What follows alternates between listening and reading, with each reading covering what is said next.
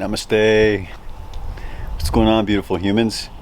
So this morning I was looking out off the porch, and we had somebody doing some lawn mowing in the property behind us, which is school property. It's a big lot. So anyway, he's back there mowing away, you know, and all of a sudden I see this big swarm of bees, you know, floating around out back, and I thought, oh no, he's done hit a yellow jacket's nest. And I don't know who's familiar with those, but they're not fun. I've been in a couple of them and got eat up a couple of times. So choice for me, stay on the porch, screened in porch, sat there and watched these things for a while, and finally they started settling down. When they started settling down, I realized they were honeybees, and it wasn't, because they were a little off in the distance. I couldn't quite see them, just at the edge of the backyard. So anyway, finding out they were honeybees, well, that would kind of change the story. So wild honeybees, and you know, right now is the time of year, I guess, when they go break off and do new colonies with the, you know, new queen and that kind of business. I'm not a big bee person, but I know a little bit. So anyway, I contacted the local bee association here, and one of the volunteers is going to come out and remove the hive for me.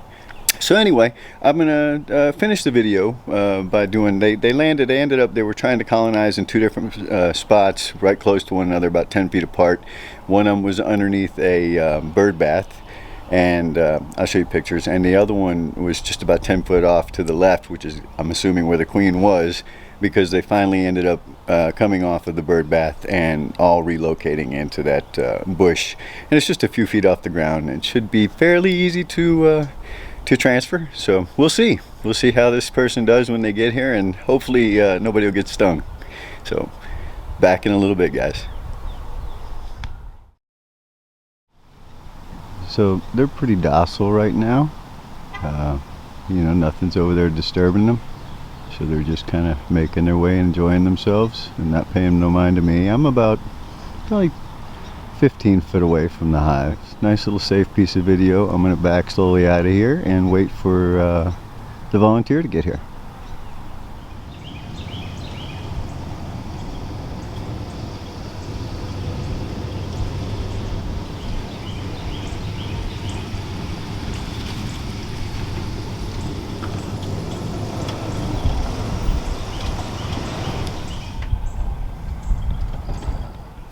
You never know how long they're going to be there. Yeah.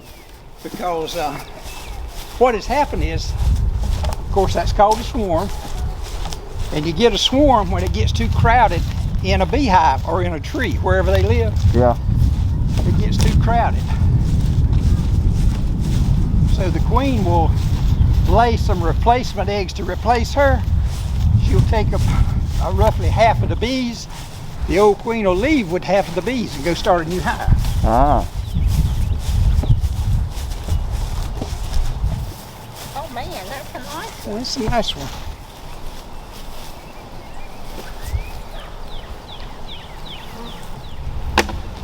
Okay.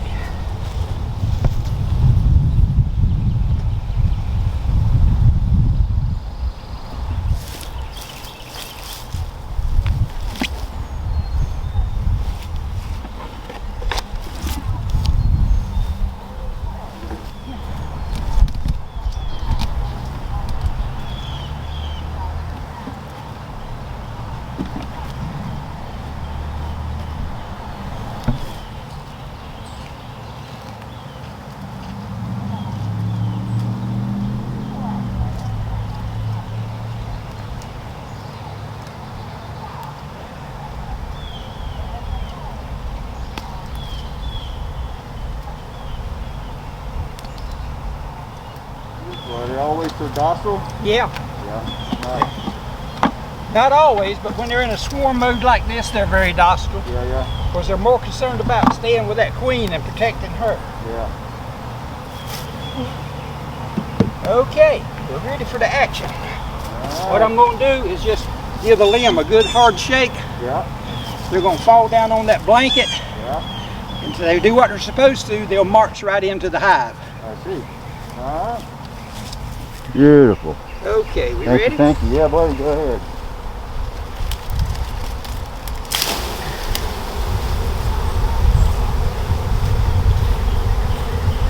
You got like a pheromone in that box? I put a little lemongrass on it. Oh, okay.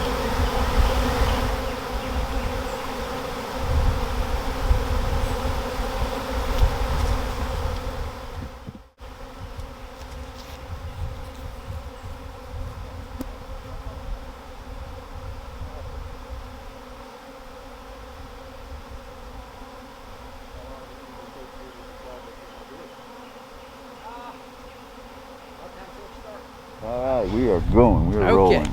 We're talking about the bees having the ability to heat and cool their hive, which I find pretty amazing. The bees, they try to maintain the temperature right in the center of the box where their brood pattern is. They try to maintain it at about 92 degrees. Nice.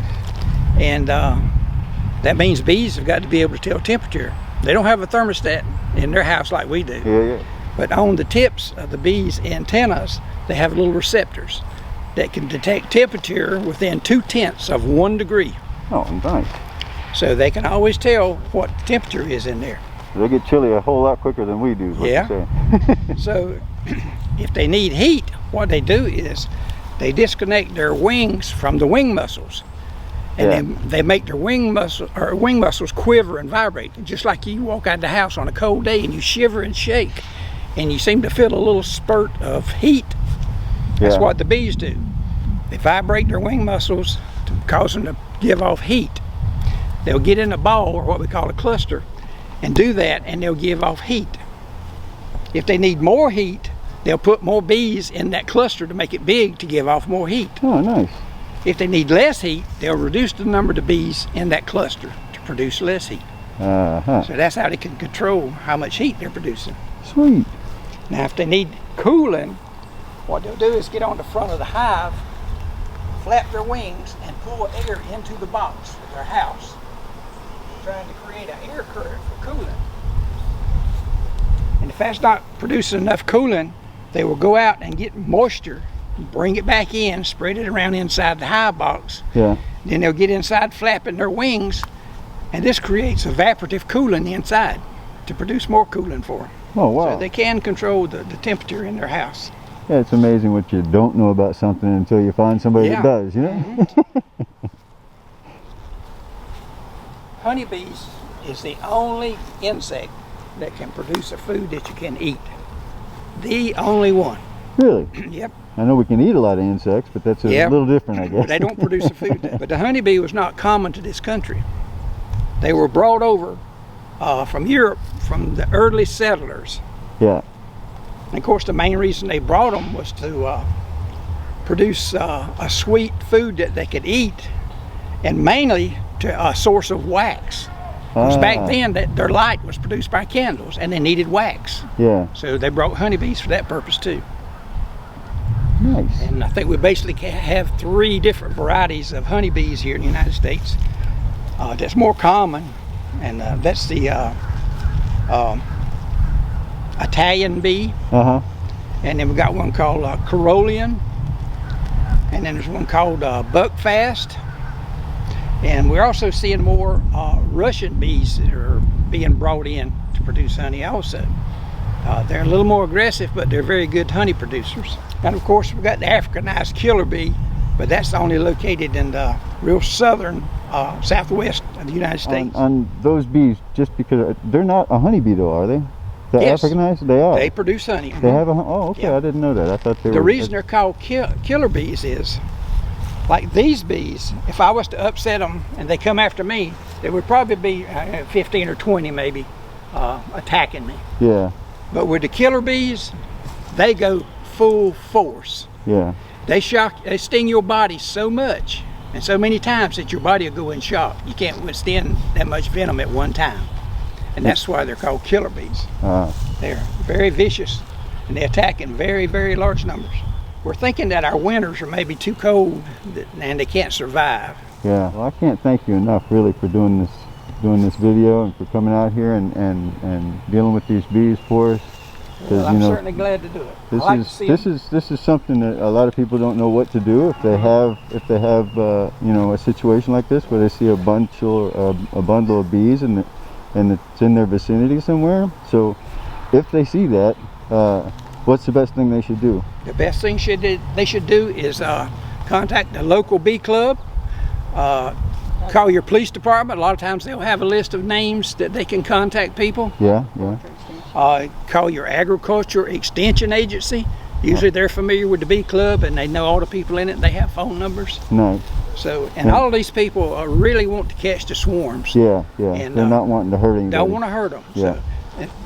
So if they're out You see a swarm out in the yard, don't Yeah. bother them, leave them alone. They're not gonna harm you. Sure, yeah. They're just hanging around. Yeah. Just go in and get your phone and Well, get a is beekeeper. it best to let them be since they're not somewhere close to somebody, or should we go ahead and gather them up and let them be It making would be honey? better to let a beekeeper gather them up Yeah. and put them in a good home. They'll Uh-huh. swarm again by dark. Yeah. They'll Yeah. be gone. Okay. If you don't get them pretty soon, they will swarm They'll end up and in leave. the yard somewhere. Well, yeah, you don't know because Yeah. when they're in a swarm like that, in a wad, Uh-huh. they have search bees out looking for a new home. Ah, And as soon as those search bees find a new home, they'll come back, yeah, get the rest of the swarm, and fly off to that new home. yeah, Search bees have found a new place for them to move. They know it's important to get into a new home as soon as possible because Yeah. as they're hanging out on a tree limb or a branch, that queen is exposed to danger, and they want to get her in a new home as soon as possible. I see. Okay. All right. Well, listen, I can't thank you enough for everything you've done for us today. I appreciate it. Thank you for calling me. I enjoy these bees. Absolutely.